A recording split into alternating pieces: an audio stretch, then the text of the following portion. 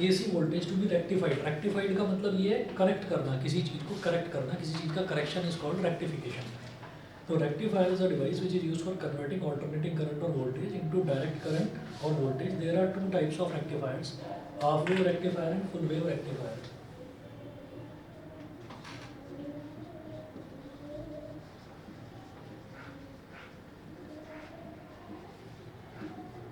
पहला करेंगे half wave rectifier.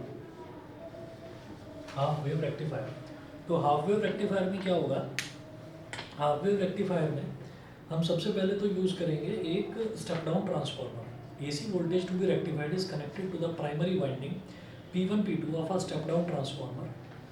S1 S2 is the secondary coil of the transformer. S1 is connected to the portion P of the PN junction. S2 is connected to the portion N through load resistance capital R. Output is taken across the load resistance capital R. अब देखिएगा, एक तो इसका circuit diagram बनाना होगा आपको। तो circuit diagram इसका इस तरह से होगा।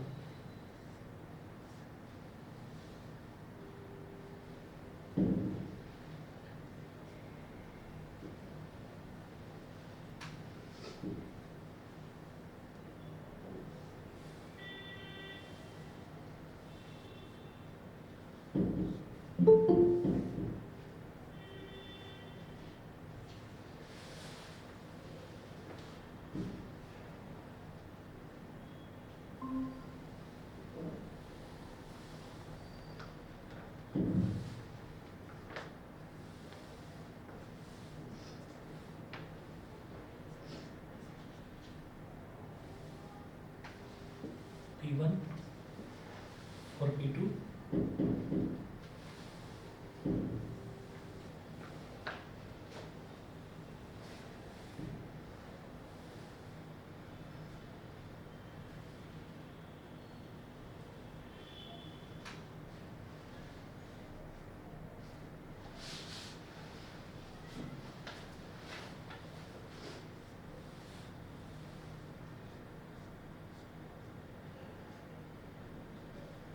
इसको पूरा डार्क कर दिया जाता है।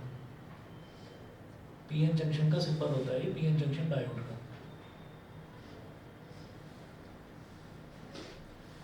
ठीक है, तो हाफ वेव रेक्टिफायर में हम क्या करेंगे, हमने सबसे पहले ये देखा कि अगर हमारे पास बहुत ज़्यादा वोल्टेज आ रही है, जो इनपुट सोर्स है वहाँ से हमारे पास बहुत ज़्यादा वोल्टेज आ रही है, तो हम कम वोल्टेज में पहले तो उसको कन्वर्ट करेंगे। क्योंकि जो डायोड है, डायोड बहुत ज़्यादा वोल्टेज जो है वो एक्सेप्ट नहीं करेगा, कम वोल्टेज पर ही ये काम करता है।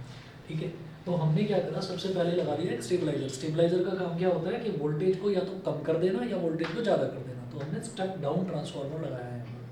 तो यहाँ पर AC वोल्टेज आ रही है, वो AC वोल्टेज कम में कन्वर्ट हो जाएगी। तो क्या है कि ये P1 P2 तो हो गया हमारा प्राइमरी कॉइल का जो लेंथ है वो P1 P2, और इसको S1 S2 ले लिया सेकेंडरी कॉइल को।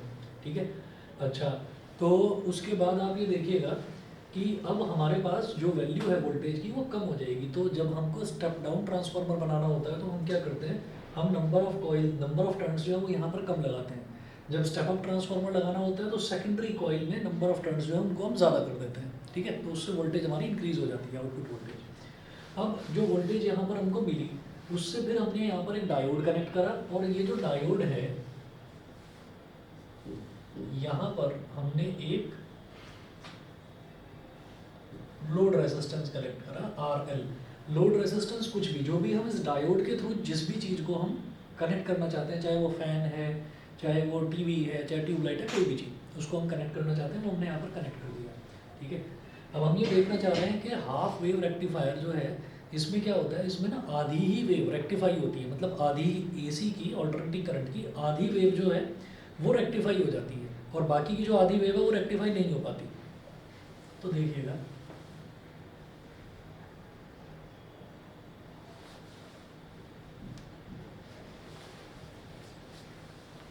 यहाँ बनाकर दिखाऊँ।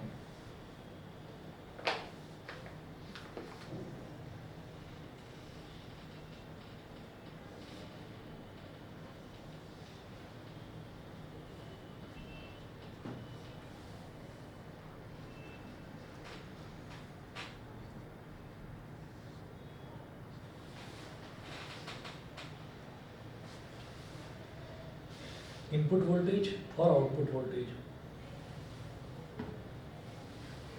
एक्स एक्सेस पर तो हम हमेशा टाइम लेते हैं, इनपुट वोल्टेज को वी आई बोल दिया, इधर आउटपुट वोल्टेज को वी ओ बोल दिया।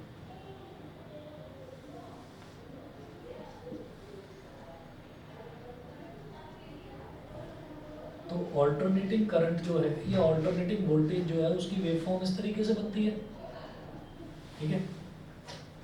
अब जरा देखिएगा, ये हमारे पास पॉजिटिव हाफ साइकिल है। पॉजिटिव हाफ साइकिल मतलब करंट जो है वो धीरे धीरे बढ़ रहा है, फिर धीरे धीरे कम हो रहा है, लेकिन है कितना, सॉरी करंट कह रहा हूँ, वोल्टेज है कितना, जीरो से ऊपर है, यानी कि पॉजिटिव है वोल्टेज पॉजिटिव है। इसका मतलब क्या है कि यहाँ पर पॉजिटिव जो है वो पॉजिटिव इसको कनेक्टेड है।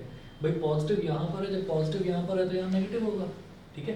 तो हम ये कहेंगे कि पॉजिटिव यहाँ पर है, तो पॉजिटिव किससे कनेक्टेड है, पी टाइप से। जो पीएन जंक्शन डायोड है उसको हम कैसे बनाते हैं, एक ट्राइंगल और एक ऐसा स्ट्रेट लाइन। इस ट्राइंगल का मतलब होता है कि ये पी वाला पोर्शन है, और इस स्ट्रेट लाइन का मतलब होता है कि ये एन वाला पोर्शन है। तो जब पॉजिटिव पी से कनेक्टेड होता है तो it behaves like a short circuit, जब शॉर्ट सर्किट की तरह बिहेव करेगा तो ये जो पूरा सर्किट है ये वोल्टेज फॉलोअर की तरह बिहेव करेगा। मतलब जितना वोल्टेज यहाँ पर मिल रहा था उतना ही वोल्टेज लोड के अक्रॉस मिल जाएगा, मतलब ये शॉर्ट सर्किट हो जाएगा। शॉर्ट सर्किट का मतलब ये है कि जैसे जैसे वोल्टेज मेरे को इनपुट पर मिल रहा था वैसा वैसा ही वोल्टेज मेरे को आउटपुट पर मिल रहा था। समझ गए? वोल्टेज फॉलोअर का मतलब ये है कि मैंने जितना यहाँ पर वोल्टेज अप्लाई करा उस कॉर्नर पर भी उतना ही वोल्टेज पहुँच रहा है, ड्रॉप नहीं हो रहा वोल्टेज या इंक्रीज नहीं हो रहा, ठीक है। अच्छा, उसके बाद हमने कहा कि अब हम इस नेगेटिव हाफ साइकिल की बात करते हैं। और नेगेटिव हाफ साइकिल में क्या होगा कि इधर आ जाएगा नेगेटिव टर्मिनल, ठीक है। नेगेटिव वोल्टेज यहाँ पहुँचेगी, तो नेगेटिव जब पी से कनेक्ट होता है, ठीक है, तो it behaves like an open circuit. तो ये क्या हो गया, ये रिवर्स बायसिंग का केस हो गया। तो फर्स्ट हाफ साइकिल में डायोड गेट फॉरवर्ड बायस्ड है, तो जैसा है इनपुट वैसा ही आउटपुट भी मिल गया, क्योंकि सर्किट जो है डायोड जो है वो शॉर्ट सर्किट हो गया था। और सेकंड हाफ साइकिल में क्या है कि डायोड रिवर्स बायस हो गया। रिवर्स बायस कैसे होगा, इधर नेगेटिव आया, इधर नेगेटिव है, इधर पॉजिटिव है। पॉजिटिव एन से कनेक्टेड है, नेगेटिव पी से कनेक्टेड है, तो इस टाइप के आपका रिवर्स बायस हो जाएगा, यानी कि ओपन सर्किट। तो no voltage will be observe in the output, तो आउटपुट में कोई ऑब्जर्व नहीं करी जाएगी वोल्टेज। ये हो गया और ये हो गया, ठीक है। कैसा आवाज़ आ रही है मेरी? Yes sir. मैं इसकी बात कर रहा था, हाफ वेव रेक्टिफायर की। मैं इसकी बात कर रहा था, एक ये है और एक फुल वेव रेक्टिफायर है। ये दोनों ना बहुत ज़्यादा बच्चे मतलब जो प्रोजेक्ट वगैरह जो मॉडल बनाते हैं ना, तो इसका मॉडल बनवा लेते हैं। ये 300-400 रुपये में बन जाता है, ठीक है। तो ये सबसे आसान है, शायद तुम्हें भी बताया था एक बार, तो तुमने भी ये बनाया, ये सही है। और ये कई बार क्या है कि जो स्कूल में जो फिज़िक्स की लैब है, स्कूल में फिज़िक्स की लैब में भी पुराने बच्चों का भी पढ़ा हुआ मिल जाता है, कूड़े की तरह पड़ा रहता है वो, वहाँ से उठा कर ले और नाम चेंज कर दो जाओ। मतलब उसमें ज़्यादा मेहनत करने की ज़रूरत नहीं है, ये मत सोचना कि मैं आपको कोई बेईमानी सिखा रहा हूँ, ठीक है। तो इसमें ज़्यादा मेहनत करने की ज़रूरत नहीं है, ये बनवा लो और बनवा कर फटाफट जमा करो, अपना टाइम वेस्ट मत करना है इनके चक्कर में, ठीक है। चलिए जी, तो यहाँ पर क्या है कि आधी ही वेव मेरे को मिल रही है, इधर मिली, फिर ये दूसरी नहीं मिली, तो आधी आधी वेव मेरे को मिल रही है, तो हाफ वेव ही रेक्टिफाई हो पा रही है। अब सवाल ये आता है कि ये ऑल्टरनेटिंग करंट टाइम के साथ साथ जो चेंज होता है उसको हम ऑल्टरनेटिंग करंट बोलते हैं। ऑल्टर बार बार चेंज हो रहा है, ठीक है। तो ऑल्टरनेटिंग करंट की बेसिक डेफिनेशन ये है कि वो टाइम के साथ साथ चेंज होता है, और चेंज क्या होता है, वो अपनी डायरेक्शन तक बदल लेता है। वो डायरेक्शन कब बदलेगा, पहले पॉजिटिव साइड में है, अब नेगेटिव साइड में है, पॉजिटिव है नेगेटिव साइड में। अभी क्या है कि अब सिर्फ पॉजिटिव साइड में ही आ रहा है, तो इसलिए भी क्या हम इसको डायरेक्ट करंट बोल सकते हैं? तो हम ये कहेंगे कि डायरेक्ट करंट नहीं बोला जा सकता, क्योंकि डायरेक्ट करंट में तो एक स्ट्रेट लाइन आती है, मतलब बिल्कुल कांस्टेंट करंट जो होता है उसको डायरेक्ट करंट बोलते हैं।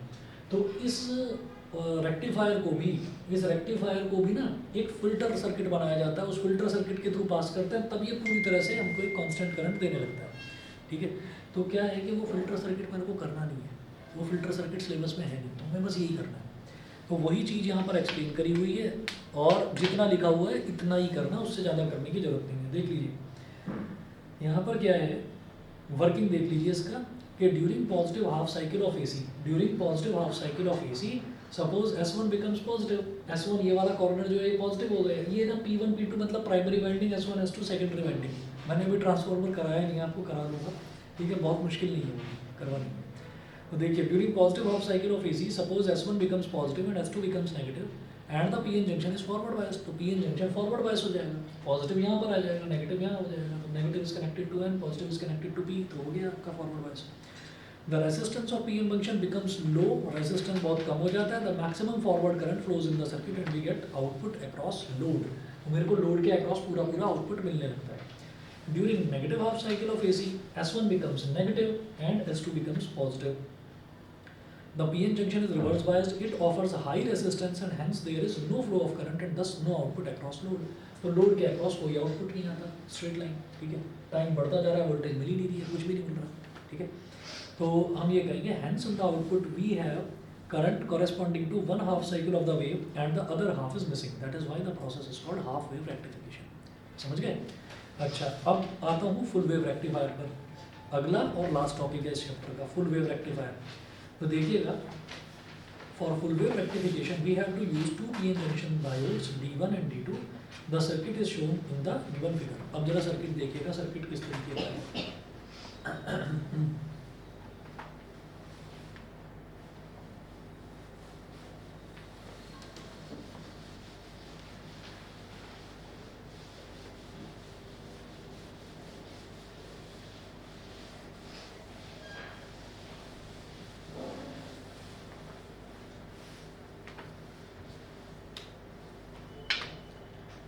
तो पहले प्राइमरी और सेकेंडरी को उसी तरीके से बनाएंगे जैसे हाफ वेव में बनाएंगे।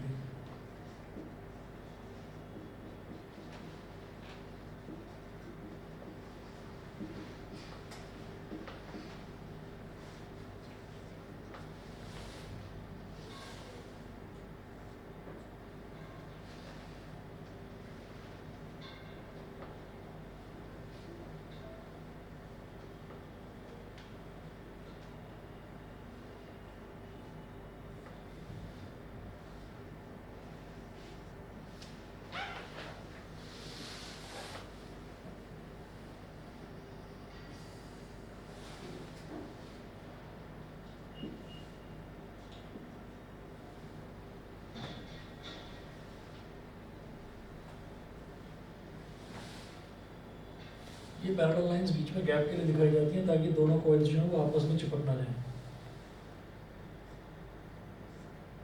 उसमें गैप रखा जाता है।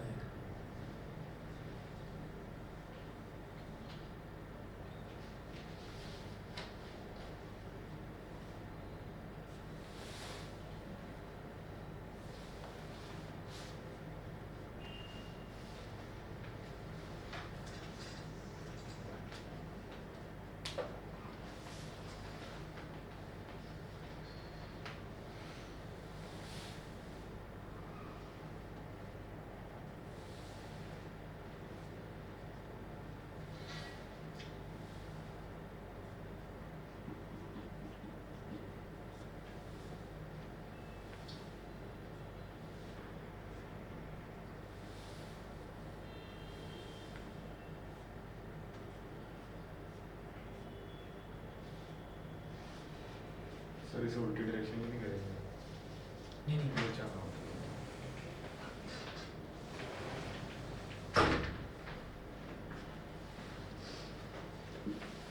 डायोड ये हो गया D1,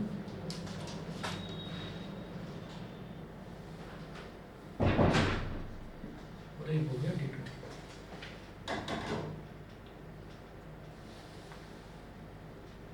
ये लोड रेजिस्टेंस है, इसके अक्रॉस ही मेरे को आउटपुट मिलेगा।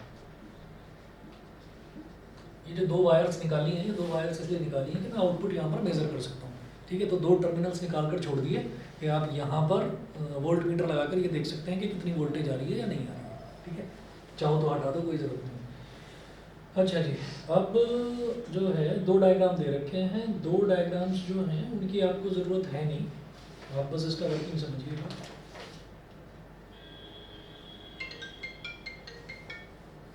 Hello hello,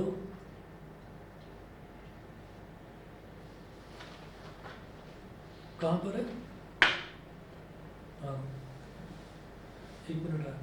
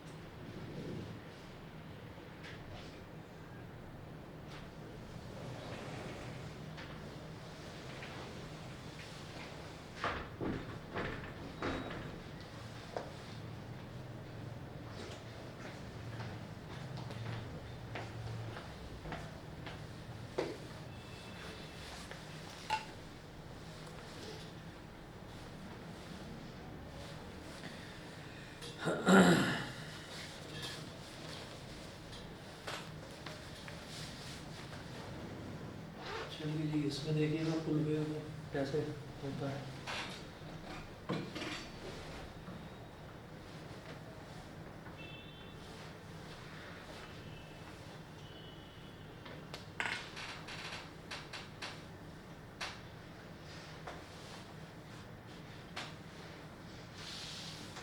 input voltage V आई बोल दिया, टाइम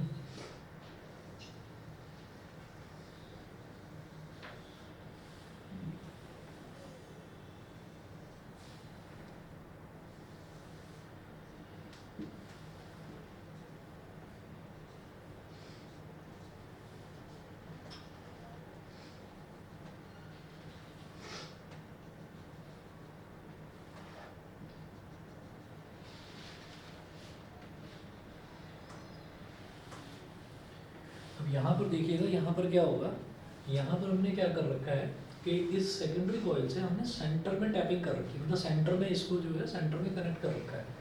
अब इससे क्या होता है कि जैसे पॉजिटिव हाफ साइकिल हुई, तो पॉजिटिव हाफ साइकिल का मतलब क्या है कि सर पॉजिटिव, आपकी आवाज़ नहीं आ रही।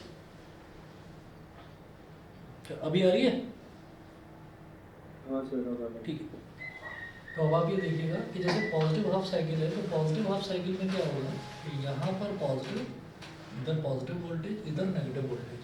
तो जब देखिएगा कि पॉजिटिव हाफ साइकिल हुई, तो पहले इसमें अंतर क्या है कि वहाँ पर हाफ वेव रेक्टिफायर में हमने क्या करा था, इधर कोई डायोड नहीं था, इधर सीधा वायर था, और ये जो लोड था, लोड रेसिस्टेंस जो है उसको सीधा हमने यहाँ पर लगा रखा था। तो इधर की वोल्टेज ही बस इधर आ रही थी और कोई वोल्टेज इधर नहीं पहुँचेगी। अब हमने इसको यहाँ पर कनेक्ट कर दिया। अब इससे होगा क्या कि ये पॉजिटिव यहाँ पर पी टाइप से कनेक्टेड है, तो जो डायोड D1 है, वो डायोड D1 हमारा शॉर्ट सर्किट हो जाएगा, फॉरवर्ड बायस हो जाएगा, ठीक है। और इधर नेगेटिव जो है वो पी टाइप से कनेक्टेड है, तो जब नेगेटिव पी टाइप से कनेक्टेड होगा तो ये ओपन सर्किट हो जाएगा, यानी कि रिवर्स बायसिंग हो जाएगी। तो इसका मतलब क्या है कि इधर से तो अब कोई करंट फ्लो करेगा नहीं, ठीक है। तो ये जब करंट ही फ्लो नहीं करेगा, वायर ही एक तरह से कट गया, तो इसका मतलब क्या है कि अब हमारा सिर्फ इतना ही सर्किट रह गया। तो जो भी वोल्टेज थी, इनपुट वोल्टेज, वो एज इट इज यहाँ से फ्लो होती हुई और रेजिस्टेंस RL तक पहुँच जाएगी। तो इसका मतलब जो हमारा ये वाला है, मेरे को अक्रॉस, इसके अक्रॉस यहाँ पर लोड इस तरीके से मिल जाएगा। तो यहाँ पर लिखेंगे हम D1 ऑन, D1 ऑन हो गया, ठीक है, या ड्यू टू D1 लिख दो, जैसा आपका मन करे। तो उसकी वजह से हमको यहाँ पर वोल्टेज मिल गया। फिर हम बात करते हैं नेगेटिव हाफ साइकिल की। तो नेगेटिव हाफ साइकिल में क्या होगा कि इधर तो नेगेटिव और इधर हो जाएगा पॉजिटिव। तो जब इधर नेगेटिव पी से कनेक्टेड है, तो नेगेटिव पी से कनेक्टेड है, तो इसका मतलब क्या हुआ कि ये ओपन सर्किट हो गया, रिवर्स बायस हो गया। यहाँ पॉजिटिव पी से कनेक्टेड है, तो फिर ये क्या होगा, ये रिवर्स बायसिंग होगा, फॉरवर्ड बायसिंग हो गई। तो करंट अब जो है वो सारा का सारा यहाँ से फ्लो करेगा। तो अब जब करंट सारा का सारा यहाँ से फ्लो करेगा, तो भी हमारा जो इनपुट करंट है, वो जितना भी वोल्टेज है वो सारा का सारा हमको यहाँ पर मिल जाएगा। तो अब क्या होगा,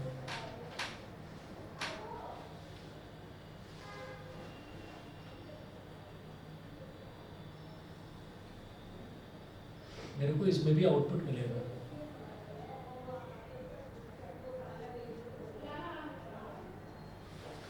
मेरी बात समझ में आ गई? ठीक है। तो दोनों ही केस में मेरे को आउटपुट अब मिल रहा है। तो यहाँ पर क्या था, यहाँ पर पॉजिटिव हाफ साइकिल के लिए ये वाला शॉर्ट सर्किट हुआ, तो इधर से करंट गया, ऐसे गया। नेगेटिव हाफ साइकिल के लिए यहाँ से करंट जाएगा, तो भी मेरे को लोड के अक्रॉस जो है वोल्टेज मिल जाएगा, ठीक है। अच्छा, अब देखिएगा जरा इसकी वर्किंग देखिएगा, यही चीज़ यहाँ पर मेंशन कर रखी है। During the positive half cycle of AC, the diode D1 is forward biased and the diode D2 is reverse biased. The forward current flows through diode D1 in the direction as shown in figure. ठीक है। तो इसमें क्या होगा, इसमें जो direction है वो डायरेक्शन करंट की ये होगी। उन्होंने दो फिगर बनाकर दिखा रखा है यहाँ पर कि ऐसे, ऐसे और ऐसे, इस तरीके से फ्लो होगा। और दूसरे वाले केस में ऐसे, ऐसे, दोनों ही केसेस में ऐसे आकर इधर से ऐसे आएगा, इधर से ऐसे आएगा। तो देखिएगा, during the negative half cycle of AC, the diode D1 is reverse biased and the diode D2 is forward biased. The forward current flows through the diode D2. We observe that during both the half cycles of AC, current through R flows in the same direction. ठीक है। तो इस वजह से हम ये कहते हैं कि करंट जो है वो R के थ्रू दोनों ही डायरेक्शन में, दोनों ही केसेस में R के थ्रू जो करंट है वो सेम डायरेक्शन में फ्लो कर रहा है। इसमें ऐसा नहीं है कि इसमें ऐसे जा रहा हो और दूसरे वाले केस में ऐसे जा रहा हो। तो ये हमारे मन में ये चीज़ आ सकती है कि भाई जब यहाँ पर वोल्टेज इस तरीके से हमको मिल रहा था, तो मेरे को वोल्टेज ऐसे मिल रहा है, जब यहाँ नेगेटिव है तो मेरे को इधर भी तो नेगेटिव में मिलना चाहिए। तो हम ये कहेंगे कि वो जो ऊपर और नीचे हमने दिखा रखा है ना, वो वोल्टेज का डायरेक्शन है, सिर्फ वो उसका डायरेक्शन है। तो ऑल्टरनेटिंग करंट में डायरेक्शन चेंज होता है। यहाँ पर क्या है कि यहाँ पर डायरेक्शन सेम रहेगा, डायरेक्शन दोनों ही केसेस में हमारा जो वोल्टेज है वो इसी तरीके से फ्लो कर रहा है। तो जब हमारा करंट इस तरह से फ्लो कर रहा है, वोल्टेज भी यूनी डायरेक्शनल होगा, एक ही डायरेक्शन में रहेगा। तो इधर इसकी वजह से D1 ऑन हुआ, नेगेटिव हाफ साइकिल की वजह से D2 ऑन हुआ, फिर अगेन पॉजिटिव हाफ साइकिल आई तो फिर से D1 ऑन हो गया, है ना। अगेन नेगेटिव हाफ साइकिल आई, फिर से D2 ऑन हो गया। D1 ऑन, D2 ऑन, तो ऑल्टरनेटली इसमें D1 D2 D1 D2 इस तरीके से ऑन होते रहेंगे, एक ऑन दूसरा ऑफ, एक ऑन दूसरा ऑफ, ये होता है, ठीक है। और हमको आउटपुट में इस तरीके से एक फुल वेव रेक्टिफाइड सिग्नल मिल जाएगा, ठीक है। तो hence the output signal voltage is unidirectional, having ripple contents, that is DC components and AC components of voltage. It can be converted into DC voltage by filtering through a filter circuit.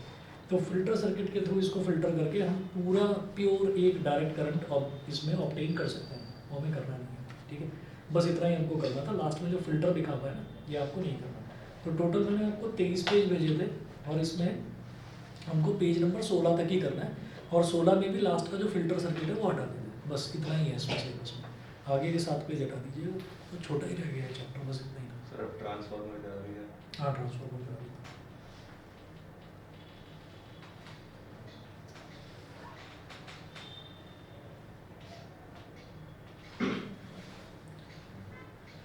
ठीक है ना, तो transformer भी हमारा छोटा सा ही topic है, transformer करते हैं।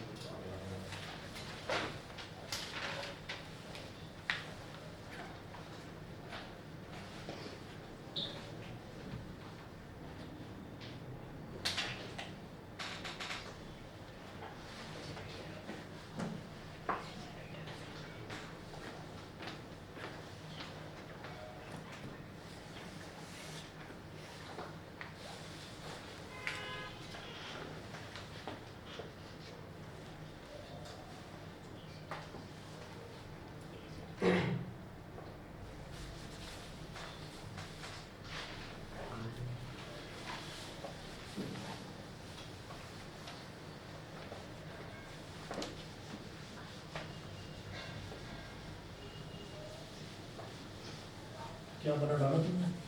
कुछ नहीं सर, तो तुमने डाउट भेजा था, मैंने देखा नहीं अभी। मैंने कोई डाउट नहीं भेजा सर, मैंने आंसर दिया था आंसर भेजा। सर, बस बस उसमें- छोटी सी दिक्कत है। आंसर किस चीज़ का?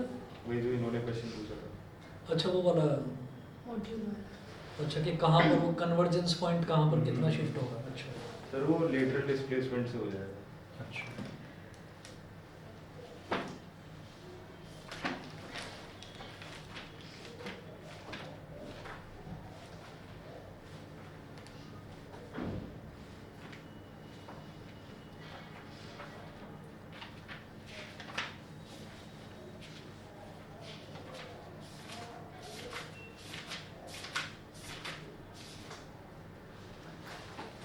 नोट कीजिएगा transformer.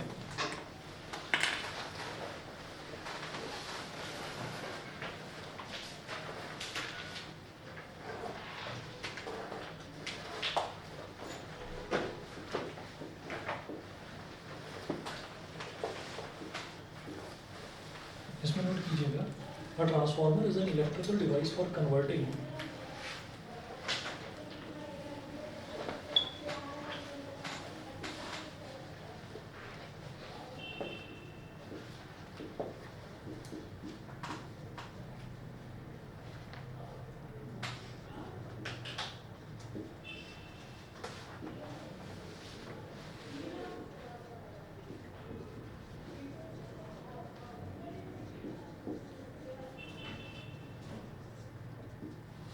a transformer is an electrical device for converting an alternating current at low voltage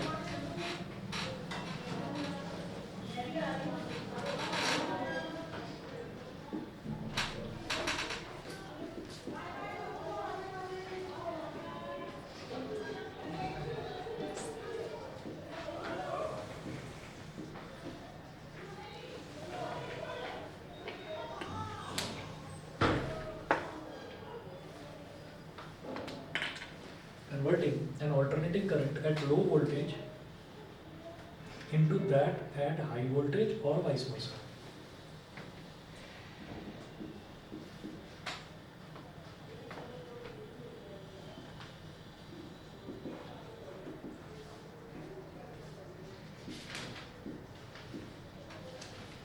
Into that at high voltage and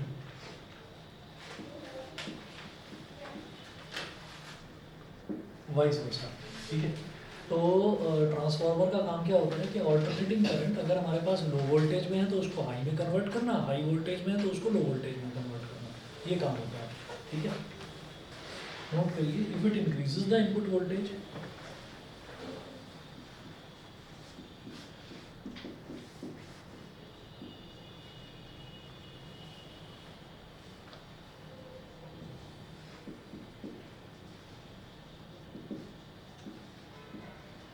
if it increases the input voltage,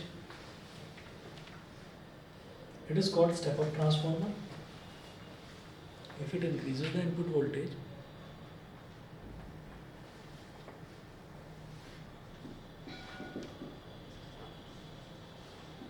it is called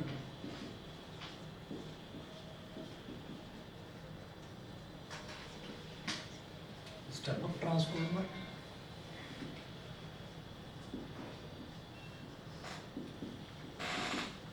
And if it decreases the input voltage,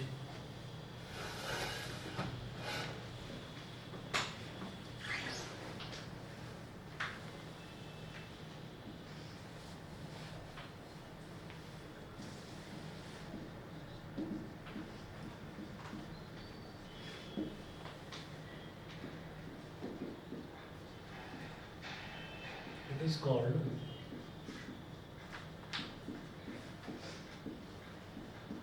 step down transformer. It is called step down transformer, ठीक है। उसके बाद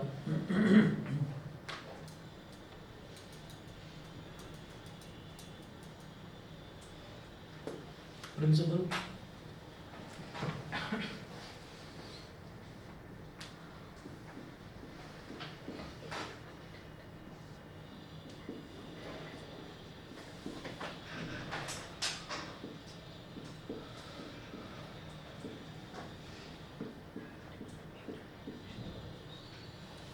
it works on the principle of mutual induction.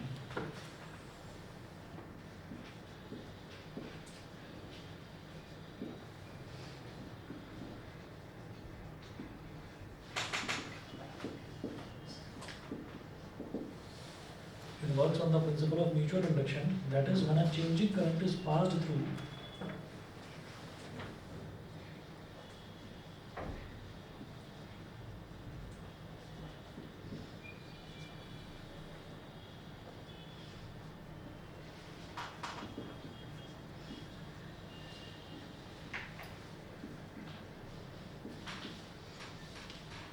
that is when a changing current is passed through one of the two inductively coupled coils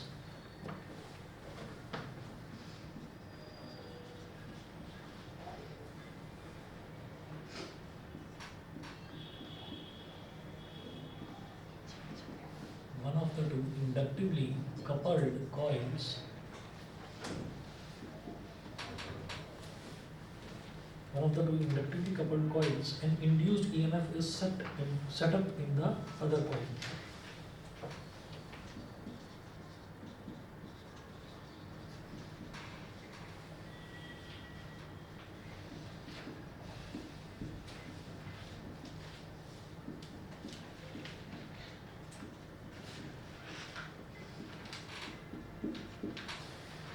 तो it works on the principle of mutual induction. तो mutual induction का मतलब होता है कि एक coil में या एक किसी वायर में करंट था और उसकी वजह से किसी दूसरे में करंट इंड्यूस हो गया, प्रोड्यूस हो गया, उसको म्यूचुअल इंडक्शन बोलते हैं।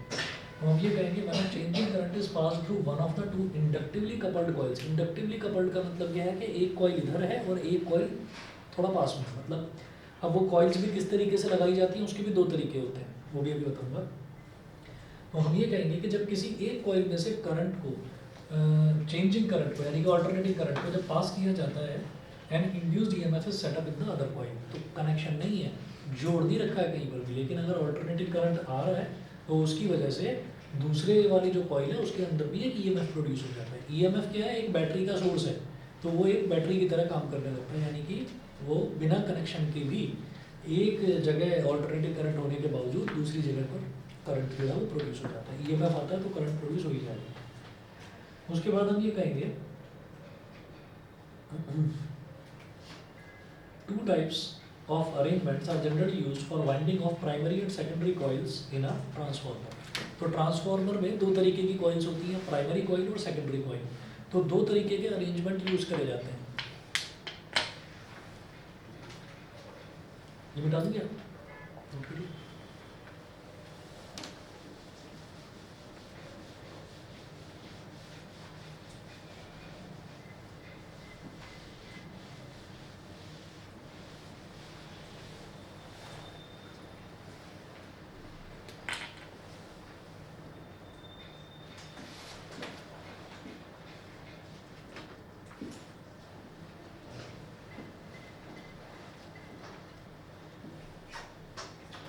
Two types of arrangements are generally used for winding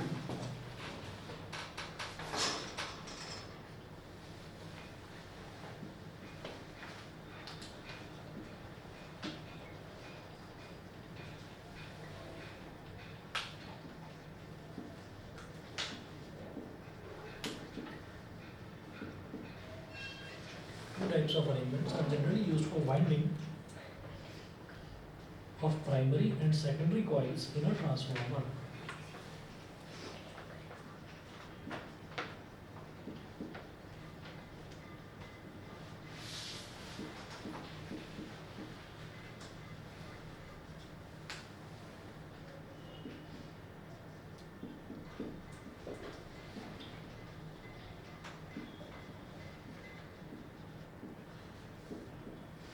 primary and secondary coils in a transformer. तो पहला है core type.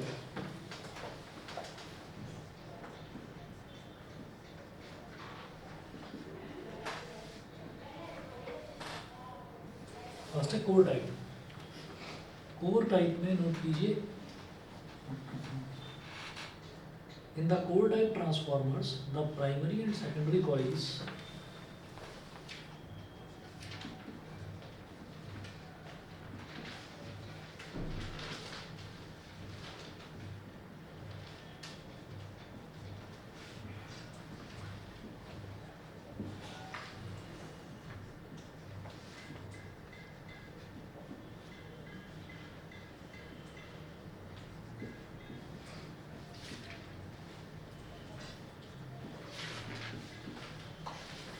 the primary and secondary coils are wound on separate limbs of the core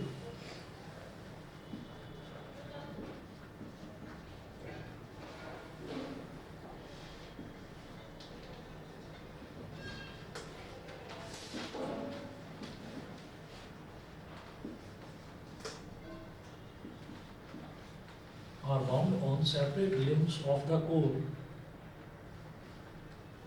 so that the core is largely surrounded by the coils।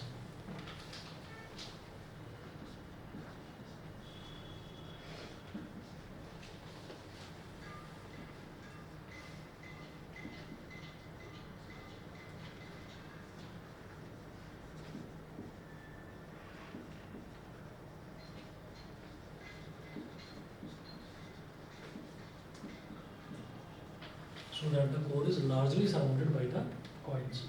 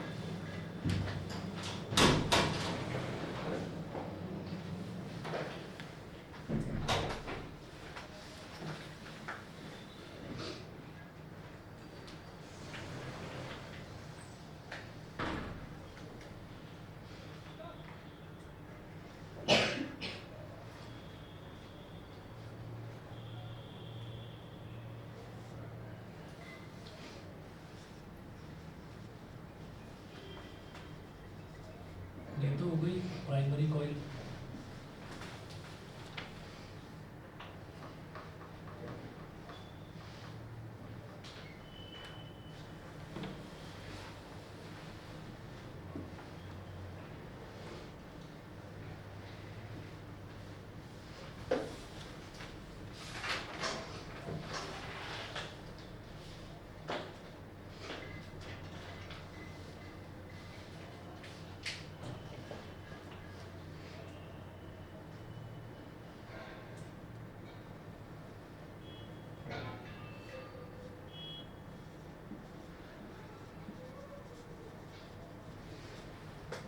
ये हो गई secondary coil.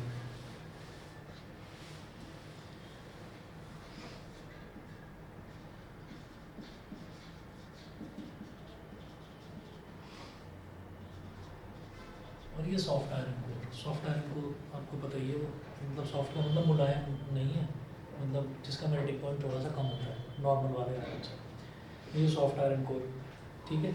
अब इसके structure से ही दिखाई दे रहा है कि यहाँ पर प्राइमरी में 1, 2 और 3 टर्न्स हैं, ठीक है। और यहाँ सेकेंडरी में 1, 2, 3, 4 और 5 टर्न्स हैं।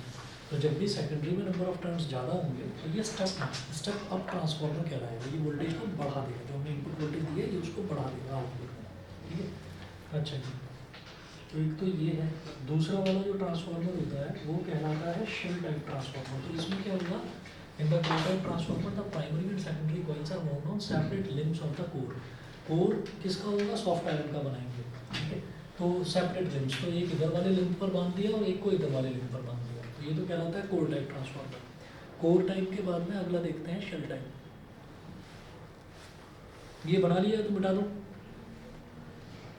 ठीक है।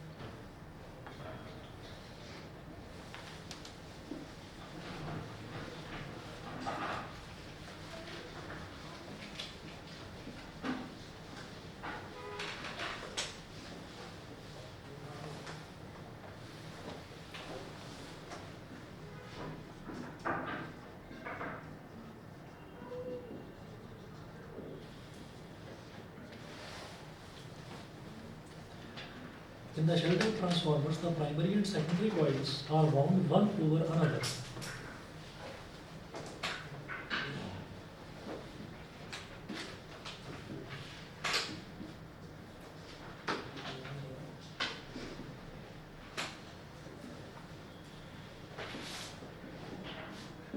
In the shell type transformers, the primary and secondary coils are wound one over another.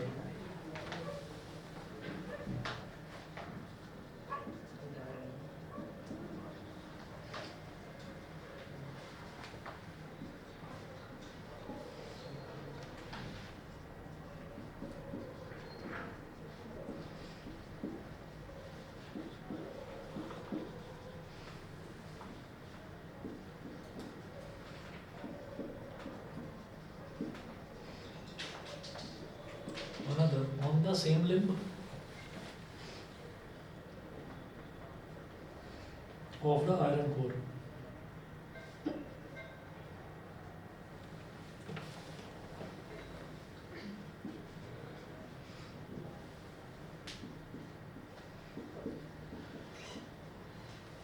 Of the iron core, the coils are very largely surrounded by the iron core.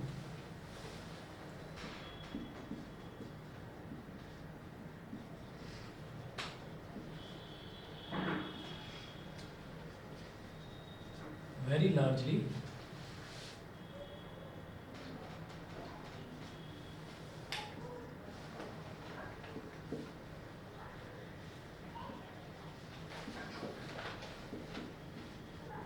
surrounded by the iron core. इसका भी एक diagram बनाइए।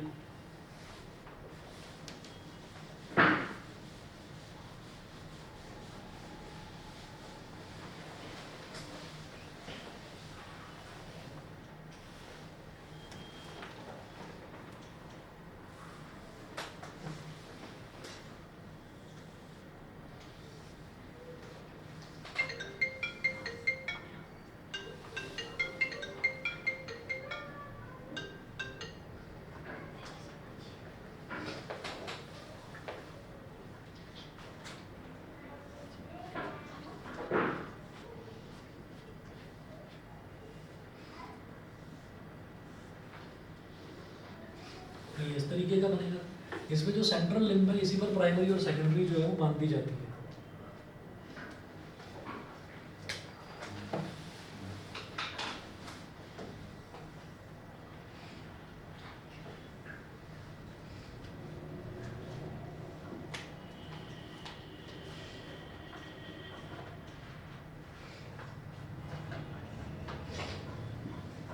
ये तो हो गई primary.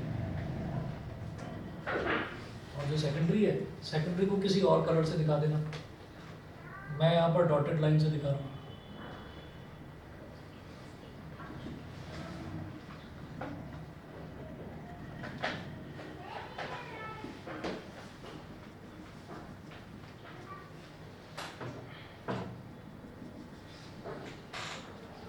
ये secondary हो गई। तो इसमें दोनों को एक ही उस पर जो है बांध दिया जाता है, प्राइमरी को और सेकेंडरी को दोनों को एक ही उस पर बांध दिया जाता है ना, इंसुलेटेड होती है, तो आपस में जुड़ने के कोई चांसेस नहीं होते। ठीक है, तो अभी तो ये दो इनके ये वाले टाइप करिए, शेल टाइप और कोर टाइप, फिर इनकी जो वर्किंग है वो वर्किंग बताता हूँ आपको अगली क्लास में बताता हूँ। थोड़ा सा ये जाना है। एसी जनरेटर भी है सिलेबस में, एसी जनरेटर भी, ठीक है, दोनों चीज़ कराते हैं।